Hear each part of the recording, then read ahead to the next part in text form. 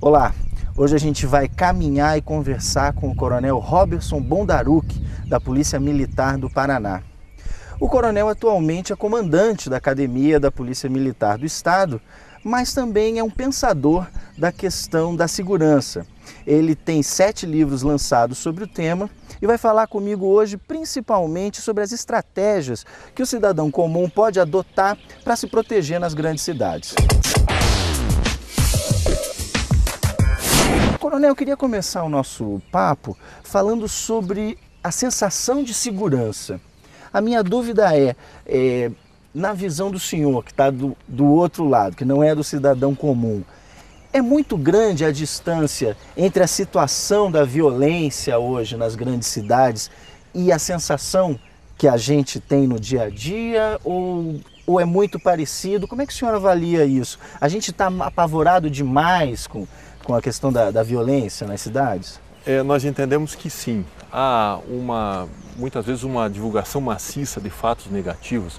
Principalmente o fato negativo acaba sendo mais buscado por pessoas que leem jornal, por pessoas que assistem TV. E acaba acontecendo que esses fatos têm uma ênfase maior do que outros assuntos que às vezes são positivos.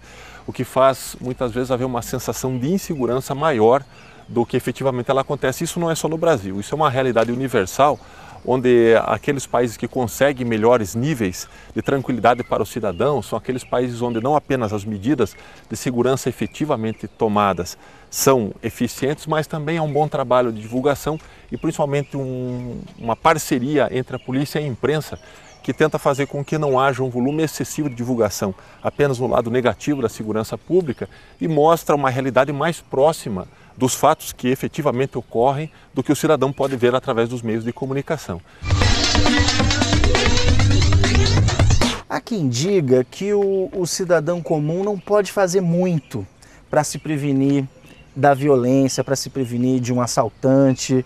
Essas pessoas acreditam que, como o bandido está sempre mais preparado, as pessoas no máximo podem tomar atitudes como de repente andar com o vidro do carro fechado, não andar com objetos de valor, né, relógios, joias, ou um tênis, né, no caso da garotada, um tênis mais legal, mais caro na rua. O senhor concorda com isso ou o cidadão comum pode sim, né, adotar estratégias para se prevenir, para se proteger no caso de uma eventualidade? A prevenção, a ação do cidadão na sua própria proteção, através de hábitos simples, pequenas alterações na sua rotina, podem fazer uma grande diferença. Então aquilo que você disse, desde a forma como a pessoa caminha pelas ruas, às vezes o itinerário que ela escolhe num deslocamento, os seus hábitos de consumo, tudo isso acaba determinando maior ou menor nível de segurança. As pessoas um pouco mais preocupadas com a sua segurança, as pessoas um pouco mais cuidadosas, tendem a melhorar bastante o seu nível de segurança. Por exemplo, a pessoa que vai às compras. É muito frequente a gente observar as senhoras indo às compras, a forma como elas manuseiam o dinheiro. Por exemplo, as pessoas antes de entrar numa loja, enquanto ainda estão nas ruas, abrem a carteira e começam a verificar se tem dinheiro para adquirir o bem antes de entrar na loja. Resultado, ela está mostrando que tem dinheiro e ao mesmo tempo que é uma pessoa descuidada. Isso chama a atenção de um criminoso que estivesse por ali. A outra questão, no momento da compra, a forma como a pessoa coloca a sua bolsa, é uma questão que a gente tem batido bastante. Frequentemente as senhoras tendem a colocar a sua bolsa na parte de trás do corpo, para ter a frente do corpo livre para fazer a escolha de mercadorias, mas coloca a sua bolsa numa situação de insegurança. Isso pode ser aproveitado para o criminoso. Então a gente recomenda que nesse caso, a pessoa mantenha sempre a bolsa à frente do corpo, inclusive mochilas, que facilitam muito a ação de um delinquente muitas vezes, porque a pessoa não pode perceber uma aproximação. E enquanto o criminoso está mexendo, tentando abrir a sua mochila, a pessoa tem pouca chance de perceber. Se ela colocar a mochila à frente do corpo, momentaneamente gera algum transtorno, algum problema, mas num ônibus lotado, numa loja com muito movimento de pessoas, isso pode fazer a diferença entre a pessoa ser ou não vitimizada. Então, criminosos estão o tempo todo observando o ambiente. E o tempo todo a pessoa que tende a ser descuidada é muito fácil de ser identificada por esse tipo de atitude. Ela mostra que ela tem pouca atenção aos bens que ela carrega, ela frequentemente, por exemplo, caminhando pelas calçadas, deixa a bolsa no chão cada vez que vai, por exemplo, atender ou ligar um telefone público. Homens, por exemplo, que têm o costume de atender o celular caminhando pela via pública, sendo que o mais recomendável é que ele entrasse numa panificadora, numa loja e lá atendesse o celular, porque ao mesmo tempo em que ele mostra que está com o celular, que é um produto de interesse dos delinquentes muito frequentemente, ele está distraído também.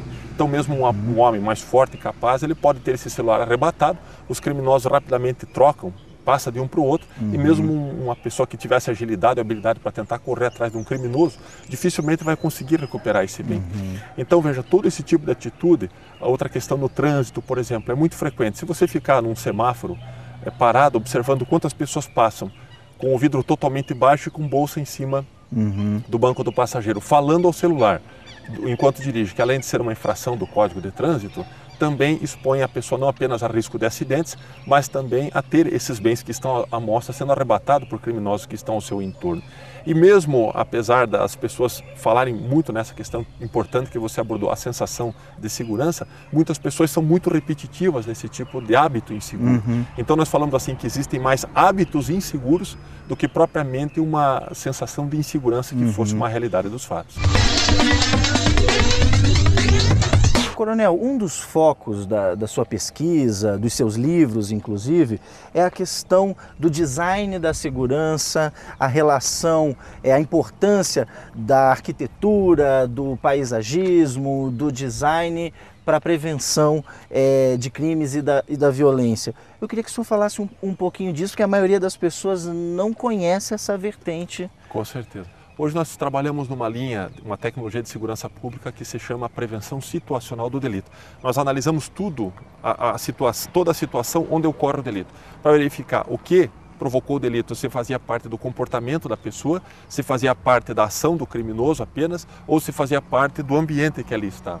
E muitas vezes nós encontramos no ambiente e nos produtos que a pessoa está utilizando muitos itens facilitadores. Por exemplo, como eu dizia, aquela questão da bolsa das senhoras, por exemplo, nós fizemos uma pesquisa onde nós entrevistamos 287 delinquentes que cumpriam penas por crimes contra o patrimônio junto ao Departamento Penitenciário do Estado. E perguntamos a eles, entre outros itens, como eles escolhiam, por exemplo, a bolsa feminina para fazer um assalto, qual era o tipo de bolsa que eles mais pretendiam, e verificamos que é exatamente aquele que as mulheres curitibanas mais consomem. São bolsas que têm um zíper que facilita ela ser aberta sem que a vítima perceba no momento do furto, que frequentemente têm paredes finas e que facilitam facilmente serem cortadas e de lá ser pinçado a carteira, o cheque, o cartão de crédito. Então nós temos sugerido, por exemplo, para designers que alterem o desenho dessa bolsa, fazendo com que ela possua compartimentos de segurança, que além desse zíper há um segundo sistema, um fecho de segurança, fazendo com que esse criminoso não tenha tanta facilidade.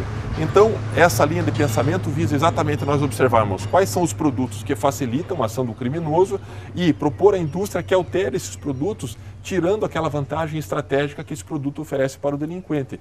E isso é geral, não apenas para itens de consumo, roupas, bolsas, mas até outros itens. Por exemplo, há determinados postes de eletrificação que facilitam a escalada e o furto do cabo.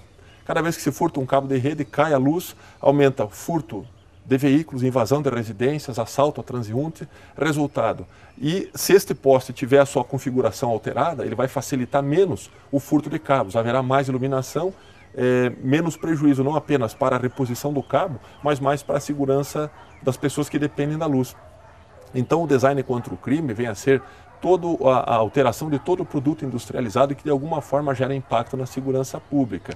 Isso faz com que, pode fazer com que ao longo do tempo, os produtos que nós consumimos, qualquer item de consumo, ele já venha mais vacinado contra a criminalidade, fazendo com que a gente adquira junto com o produto também um pouquinho de segurança. Coronel, a gente vai fazer um intervalo bem curto. Eu estou conversando e caminhando hoje com o Coronel Roberson Bondaruc, da Polícia Militar do Paraná. A gente está falando sobre as estratégias que o cidadão comum pode adotar para se prevenir contra a violência. Daqui a pouco a gente volta com Caminhantes.